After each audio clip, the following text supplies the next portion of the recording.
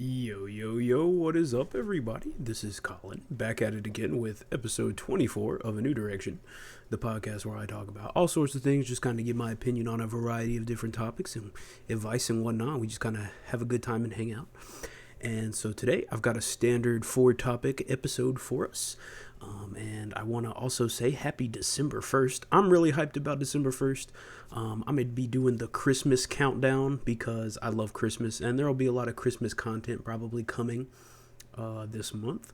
So we will definitely be beginning that today. So 24 days until Christmas, or 23 if you count Christmas Eve. I don't know. I got really hyped for both of them when I was younger because we would go to my grandparents' house on Christmas Eve, and I would get gifts and stuff then as well. So 23 or 24 days, but I guess until officially it's Christmas, it's 24 days. But the Christmas countdown is beginning, and as well, we've also got the music recommendation. And today, I have got an album. It's like a black metal, like noise crossover, like some avant-garde black metal. The album is called Aesthetica by the band Liturgy. And this is a pretty well-known album, I feel like. I believe it came out in 2011. So it's been out for a little while now, but I honestly feel like it's pretty well-known, at least as far as people who are into, I guess, more like the post-metal sort of style music, especially. I find that this album has a lot of black gazy kind of sounds to it. But it is definitely not like a black gaze album. I don't want to give you that impression. But it definitely kind of has like some black gazy sort of sounding parts here and there. But in general, it's like a noise black metal crossover. And I will say, like, it's a pretty solid album. Like, it's not my favorite, and it's not one that I listen to like a whole bunch, but it is a pretty solid album. When the songs really kind of are, you can tell they're like really well thought out and they kind of hit their stride, I guess. Like, it's really, really good and really well done.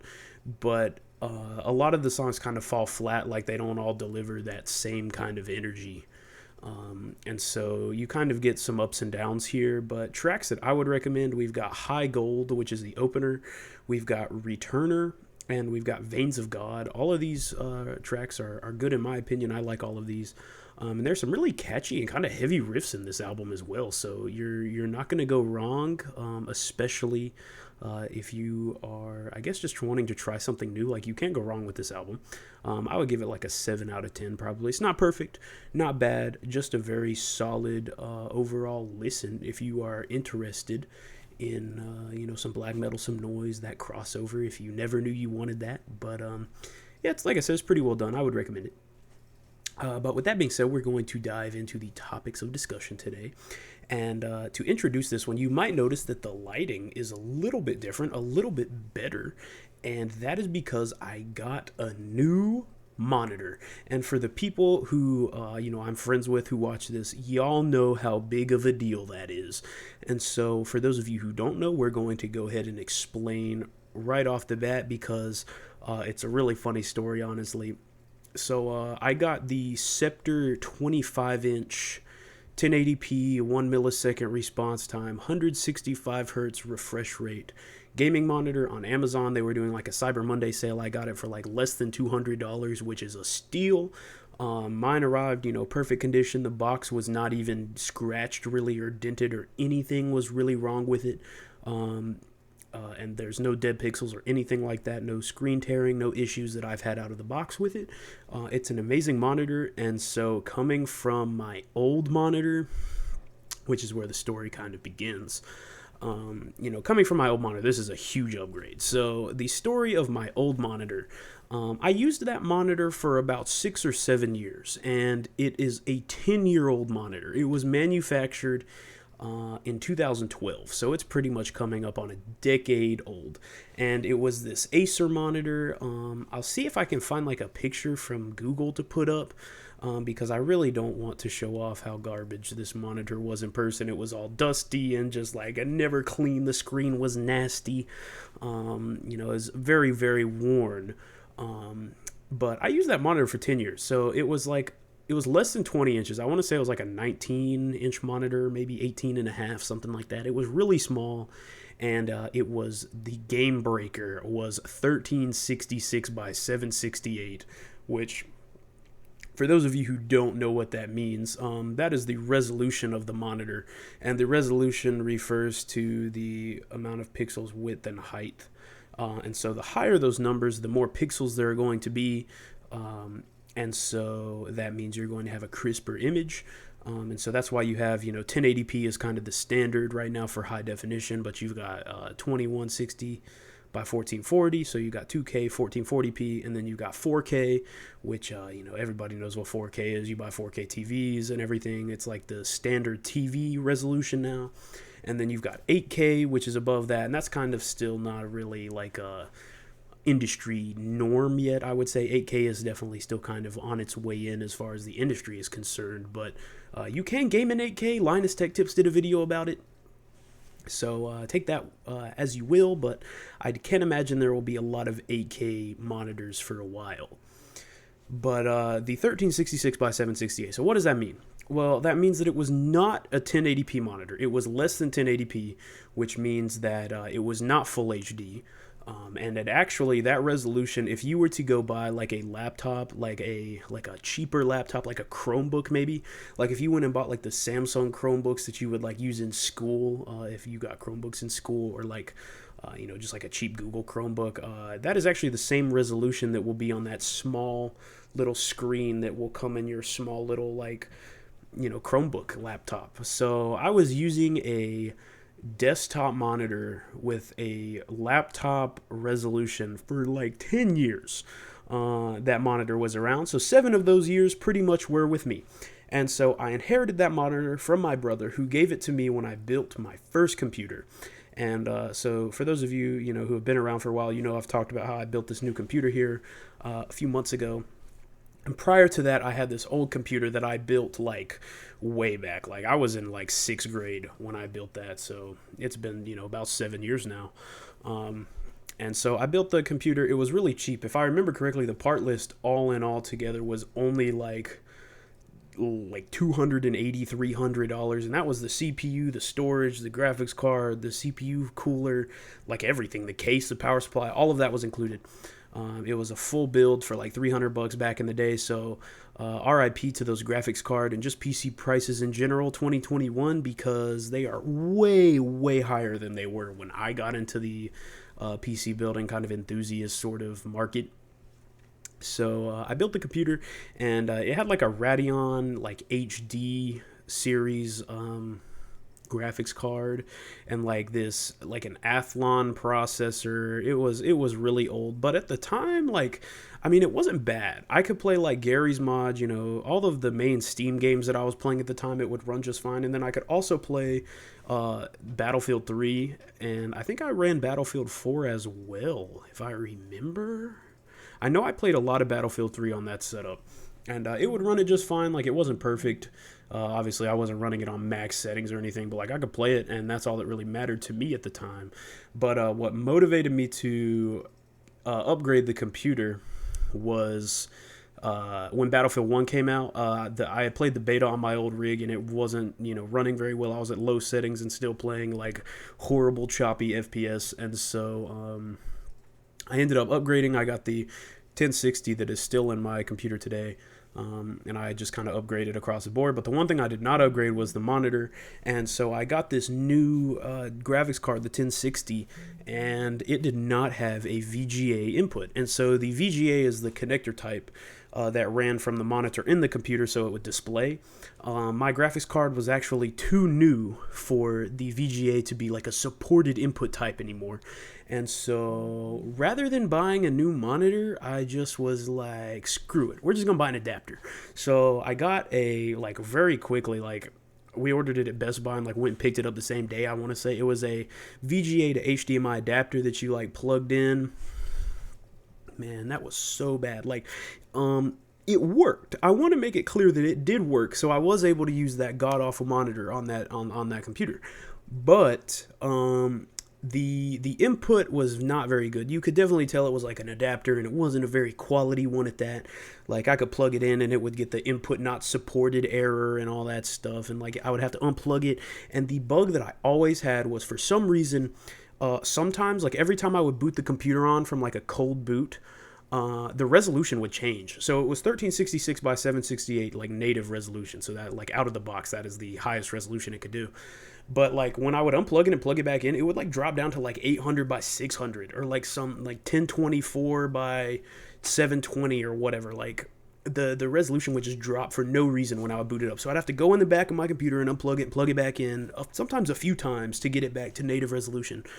And so, yeah, like I used that monitor all the way through the lifespan of that computer, all the way till now. Like I just got this monitor, a few days ago. So for literally 7 years, I used this monitor, or the monitor that I had through 3 different computer rigs, although one of them was the same with upgraded parts, but 3 different iterations of my computer used the same monitor. And so now I've upgraded. I've got this huge monitor now, and it like lights up my face and everything. So the lighting is a lot better.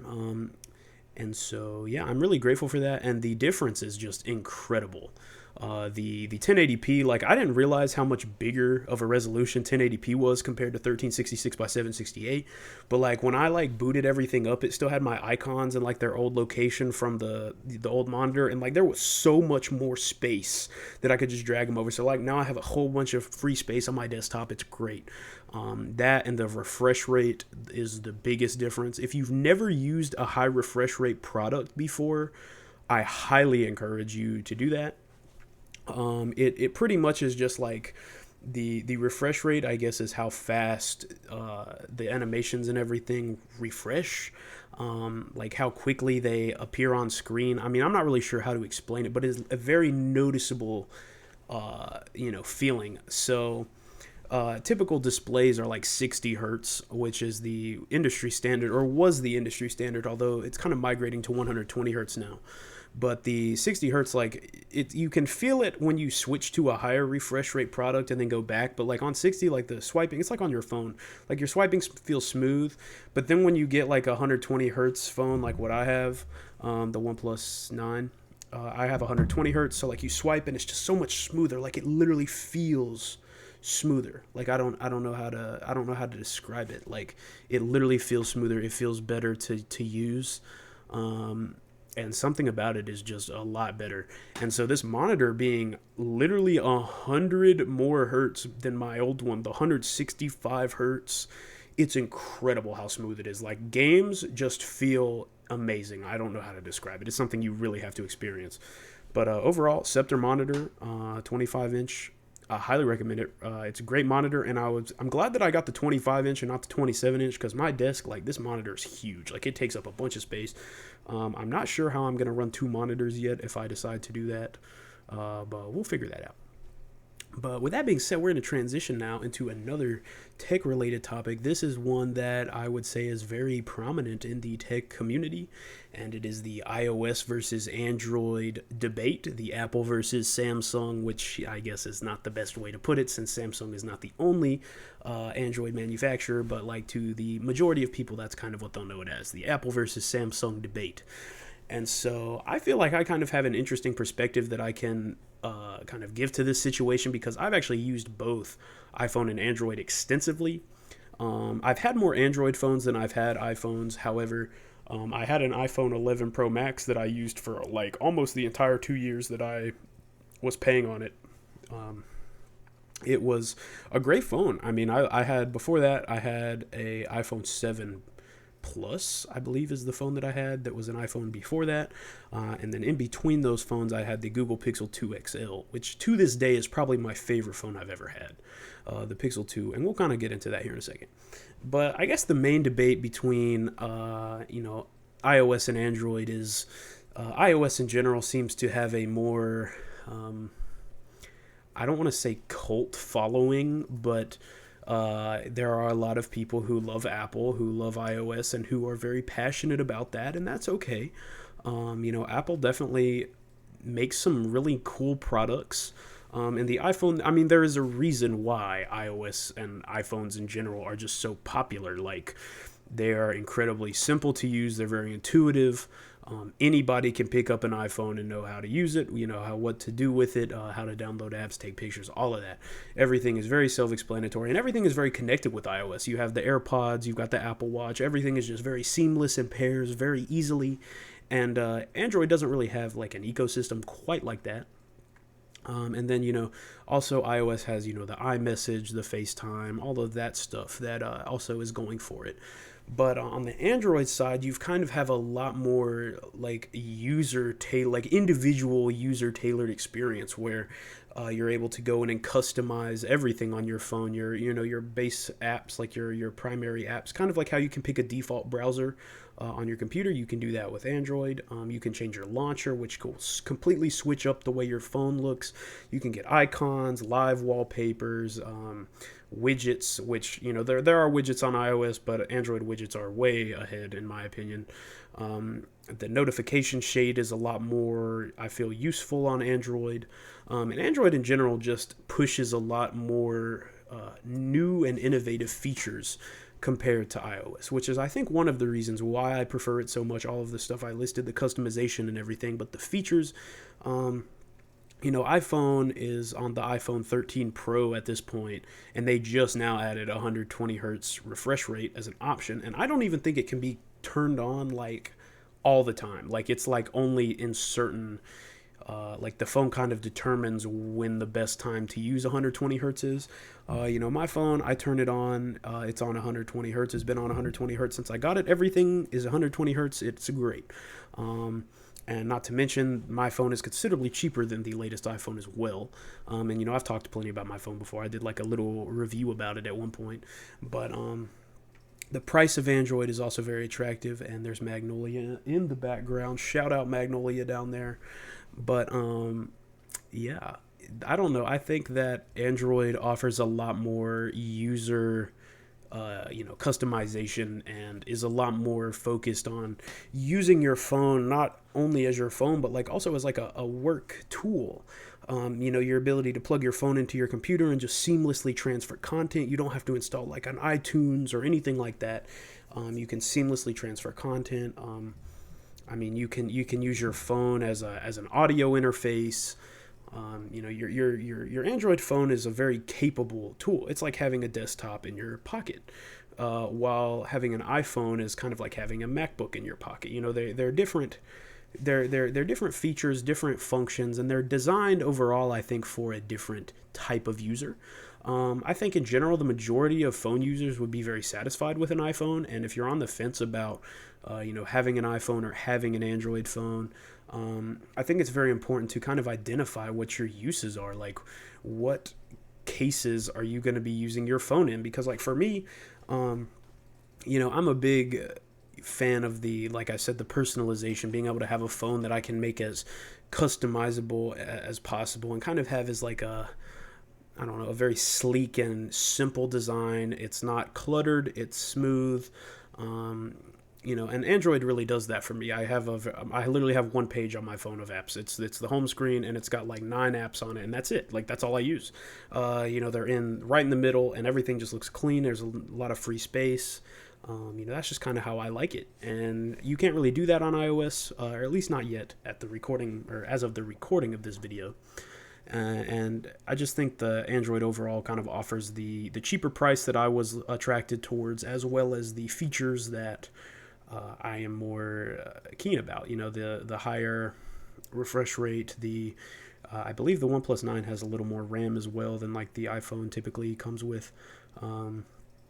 The always on display, all that kind of stuff is just stuff that I really appreciate and use, and that is overall why I decided to switch back to Android from an iPhone. Now, whether or not it's whether or not I'll stick with Android, and whether or not you want to try Android is really up to you. And as far as like me sticking with it, I think that I don't know. It's hard to say. The new Pixel phones, I'm very interested in the Pixel phones in general. Like I said, the Pixel 2 was my favorite phone of all time. Best operating system experience, best UI, best camera, best everything that I've ever really had in a smartphone. The Pixel 2 XL was perfect. I love that phone. No longer have it, but I loved that phone, and I still love that phone. It still rings true today. It is my favorite smartphone. But whether or not I'll stick with Android is kind of yet to be seen as I move on from that sort of experience as I go into maybe getting a new phone here in the next probably year. I've had this phone for half a year now, so I'm not going to be getting a new one anytime soon, but I'll be curious to see what the offerings are when it's time for me to upgrade. Maybe I'll be able to get a cool new Android or switch over and try the iPhone. It's really going to be interesting to see. But yeah, I really don't think you can go wrong either way. I think that's the overall sort of conclusion I draw with the debate. You can't really go wrong either way. It's just how you're going to use it, what you prioritize, and what's important to you. So if you're looking for a phone that's very simple to use, very intuitive, very easy, simple daily driver, just kind of does what you want it to, not a lot of input required from your end. You don't really care as much about the customization. You just care about something that's very smooth and seamless and just works 100% of the time pretty much. I would say iOS is probably for you, especially if you're like into social media and stuff. I would say social media, the apps in general, are better on iOS compared to Android. But however, if you're more of a power user, your phone is more like a tool or an extension of your workflow. You care about the personalization, the newest innovative features, and the price is also more of an impact for you. I would say Android might be a good choice for you. But it's really up to y'all and kind of what you're into. But that's just kind of my 2 cents. But with that being said, we're going to dive into the next topic, which is yet again another tech-related topic.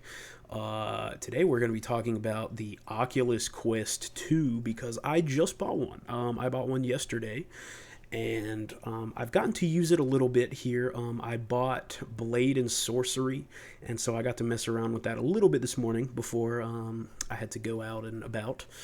But VR is something that I'm very interested in, and I had a VR headset a long time ago. I had the Gear VR for the Galaxy S6 Edge.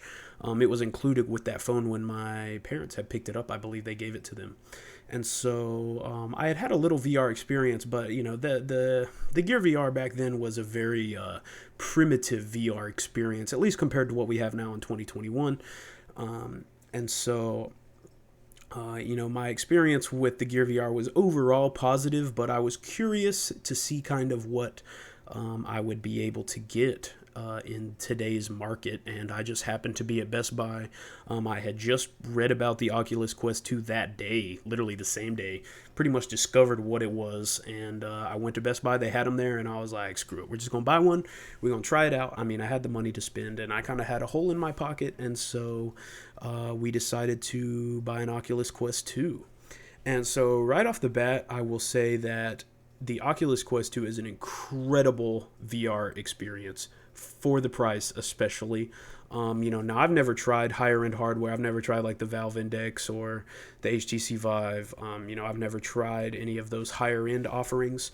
But for the price of $299, you are probably not going to be able to get a better VR experience than the Oculus Quest 2. And that's coming from me who has had not a whole bunch of experience with it. But, just knowing how VR works, I've been in the PC gaming industry or market for a long time. I've been following it for many years now. And so, I've seen the development of VR as it's kind of happened over the years. And the Quest 2 is just crazy, man. Like, you get, for $299, you get a all-in-one VR experience. So you don't have to connect to a PC. You don't have to set up any external sensors. You don't need a console. You literally do not need anything going into this other than a Facebook account. If you don't have a Facebook account, you're kind of out of luck because Oculus is owned by Facebook, and so the store is driven by Facebook. It's obviously not like you're buying, something on like Facebook Market, but the store is, you have to have a Facebook account to use it.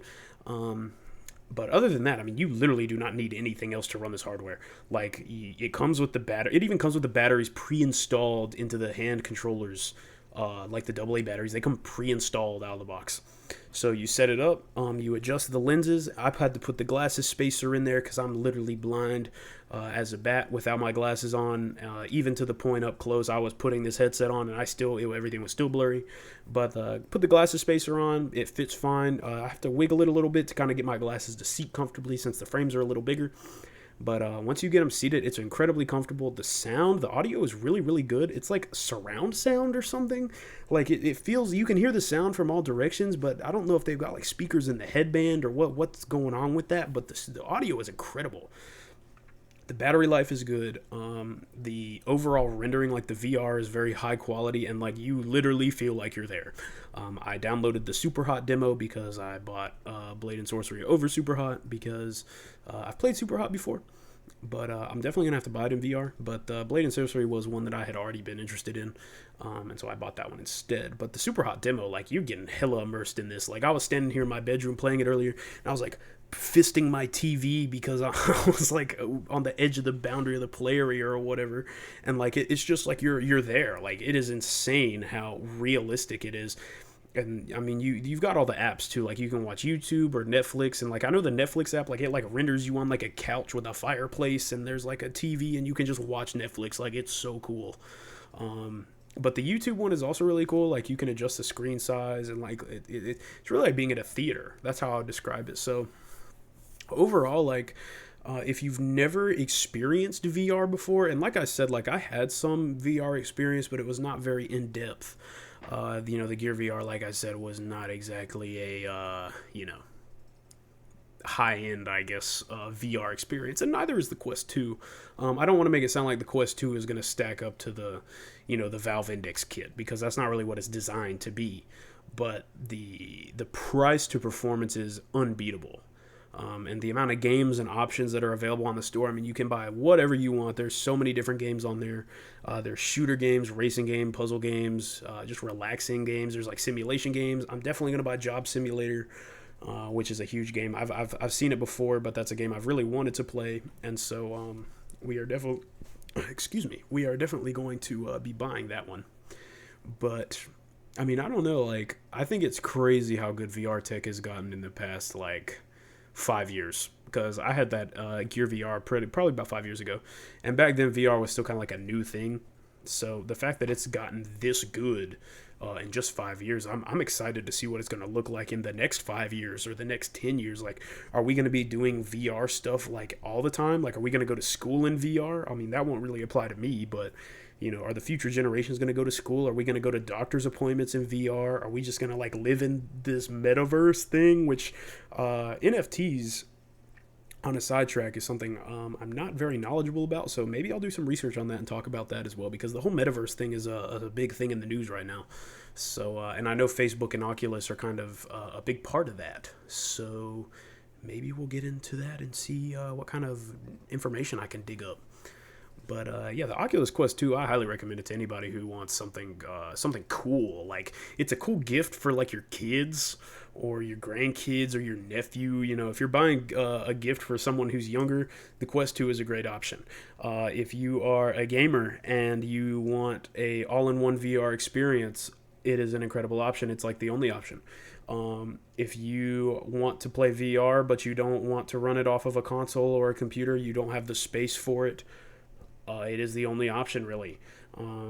If you want like a VR experience and it's your first time, like an introduction to VR, and you want to get something that's going to last, this is like the best option. Like, it does not matter the user case. If you are somebody who is interested in VR, or you know somebody that's interested in VR, or you're not even interested in VR, you just want to give it a go because why the hell? Like, why the hell not? Would you not give it a go? The Quest 2 is what to buy, bar none. I've spoken. I really don't think you're gonna find a better value than this, and so I'm very excited to see what the VR experience is going to be like as the years go on. But that's the Quest 2. Definitely a great purchase. I'm very happy that I bought it, and like I said, it comes with everything out of the box. So I would recommend picking it up while it's in stock, and even better if you can pick it up in person. But with that being said, we're going to dive into the last topic here, and this is a gaming-related topic, so we kind of had a more like techie, gaming, like internet-related episode. But the last episode is going to be about open-world games, which open-world games have like a special place in my heart, because for the longest time, and I'm sure there will be a lot of kids out there who can relate, but for the longest time, I was unable to play Grand Theft Auto because of the rating. It was, the infirmature, and it had all of the graphic content in it. And my mom specifically, shout out to you, Mom, I love you. But my mom was very, very strict when it came to video games growing up. At least as far as what I could play and what I couldn't play for a while. And so Grand Theft Auto was just out of the reach for me. Like, GTA 5, I legit was not going to be able to buy that game until I was like 17 or 18. I know the rating is 17, so I guess when I turned 17, I would have been able to buy it. But honestly, my mom, she probably would not have let me have gotten it until 18. But shout out to Connor. My brother Connor actually convinced her to let me get the game when I was like 16, and I quickly found out that Grand Theft Auto, all the mysterious, almost like, I don't know, notoriety that came with playing it. Like, if you played Grand Theft Auto when I was in school, it was kind of cool. It's like, oh, you can play GTA, like I can't play that. It almost had like this mysterious sort of like essence about it, like. It's like we put it on a pedestal or something. And I played it and I realized GTA 5 is just another video game. But I will say it is my favorite. I don't know if it's my favorite open world game, but out of all the games that I've played in recent times, GTA 5 has been one of the games I've been playing more recently. And GTA 4. We'll talk about that here in a second. But GTA 5 is just a great game. It's a lot of fun. There's a lot of stuff you can do. There's a lot of content. And it's honestly just hilarious. Like, the fact that you can just run up and antagonize random people on the street and they'll get into a fist fight with you because they get pissed off. Like, that's great. Like, I don't know. GTA 5 is just a great game if you want to just screw around and have a good time. Like, the story is really good. The side stuff is really good. The different things you can buy and earn and progress in the game, all of it's just really good. And I know Rockstar is, especially recently here with the release of the GTA remasters and just how awful that flopped. Like, I know Rockstar's been in the crosshairs a little bit, but GTA 5 really is a good game. Like, I would say it's a lot of fun to play, but I would also say if you are a kid who cannot play GTA 5 yet, I wouldn't be too hurt about it. Like, take it from me, it's a cool game, but it's just Grand Theft Auto. It's just another video game. Like, it is a video game. If you've ever played like Sleeping Dogs or Watch Dogs or anything like that, GTA 5 is another game like that. It's an open world adventure shooter action game. It's what it is. But in general, open world games have just always had a big place in my heart, and some of my favorites, definitely Elder Scrolls V Skyrim. I love Skyrim. The main story is really good, and I've played through it a few times. And then the amount of side content and just the expansions and just the amount of the sheer scope of everything you can do in Skyrim is just insane. Not to mention the mods and everything you can download for it. Like, there is literally like endless replay value for Skyrim. So Skyrim is a fantastic game. Fallout New Vegas. I really love Fallout New Vegas and kind of its apocalyptic sort of feel, I know Fallout 4, like, it portrays the end, like the nuclear bomb going off and everything, but Fallout New Vegas, just something about the vibe of that game, almost kind of western-y vibes a little bit. It was just really good. I love New Vegas. Also, Fallout 3 was really good, but I have a little less experience with that. And then Grand Theft Auto, obviously, like I was talking about. And I think for the majority of the rest of this little discussion on open world games, Grand Theft Auto will probably be the main subject. But just open world games. And then another one I forgot to mention, Red Dead Redemption 2. Love that game as well. But that's another Rockstar game. So what I say about Grand Theft Auto, you can almost kind of take for Red Dead 2 as well, because Red Dead 2 is a similar game. It plays similarly. It's a different setting, different characters, but the developers are the same, and it kind of has a similar feel to it. The options are similarly endless with Red Dead 2. But with Grand Theft Auto, like, you just have a great experience. Grand Theft Auto 5 is a lot more accessible, I would say, than Grand Theft Auto 4. And, having gone back and played Grand Theft Auto 4 recently, I just bought it a few days ago and have gotten into it. It is so much different than GTA 5. Like, GTA 4 doesn't even feel like the same game. Like, it doesn't even feel like it's in the same series. The driving in GTA 4 is so heavy and awful. Like, you almost just want to drive it or to walk everywhere, because driving is so hard. And it's just heavy and clunky, and just like the movement is very rugged. But that's almost what I love about it. Like, it just feels so real. GTA 4 is a very realistic feeling game in comparison to GTA 5. Got Magnolia over here on the bed now. She's chilling. But, yeah, GTA 5 is definitely a lot more accessible, and it's a lot more goofy. Like, GTA 5 is just really goofy. It's like a goofy game. I know the themes of the campaign are pretty serious, but like the comedy is obviously there as well. Like, it's a little more on the nose than GTA 4 was, and so I kind of prefer the way GTA 5 plays because it's a little more arcadey. Like, I can just go around and have a good time and blow off some steam. But like, if I'm really getting invested into like a story, I think Grand Theft Auto 4 would be the choice because Nico is just like, he's a badass character, and like, it's a full story. It carries on the whole way. You're not switching characters like in GTA 5, and it's just Grand Theft Auto 4 is just weighty. Like, it's Grand Theft Auto 4 is just a different league as far as the realism is concerned, at least in comparison to GTA 5. But obviously, both games are really great. I love the physics engine, the Euphoria ragdoll physics that they've got going on in both games. Really good. Some of the best physics I've seen in any game, really. The driving in GTA 5 is a lot of fun. Like, you feel like a race car driving, be drifting around the streets and all this shit. Like, I don't know. GTA 5 is just a great game, and I have a lot of fun playing it. The content, like I said, is endless. But just the same can be said for all open world games, really, that are well done. The Grand Theft Autos, the Elder Scrolls. Some of the Far Cry, Far Cry 2, Far Cry 3, all of those games, just they nail it. Like, the essence of having a world that you can go and get immersed in that feels alive. And, you get attached to these characters and you go through and play and you just have a good time. And, like, that's what I love about open world games is they're very immersive. And they kind of allow you to, I don't know, live like an alternate life, I guess. Like, you can be whatever you want to be in those games. If you want to be like a really dope warrior barbarian in Skyrim, go do it. If you want to be like a notorious like bank robber, bank heister in Grand Theft Auto, you can do that. Like, you don't have to. You're not confined like you are in other games. And I think that's what I really appreciate about open world games. So if you've never played if you've never played Skyrim or any of the Fallouts or Grand Theft Auto, which at this point is kind of hard. I mean, I feel like everybody's played these games at this point. They've been out for a long time. Like, I know there'd be kids in kindergarten be playing Grand Theft Auto 5 now, and I'd be like, what? I had to wait till I was like 16. I was like a sophomore in high school before I got to play that. And there are people in like elementary, middle school that play it now, but it is what it is, And open world games are great. If you've never played them, I highly recommend them.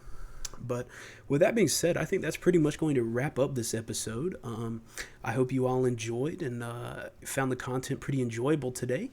And I hope that this video finds you on a good headspace, a positive spot. And if not, just know that you are stronger than your circumstances and you will make it through.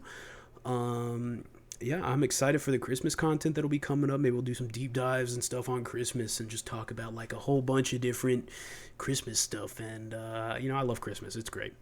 But shout out to everybody who's watching the podcast. I love you all. Thank you all for the support.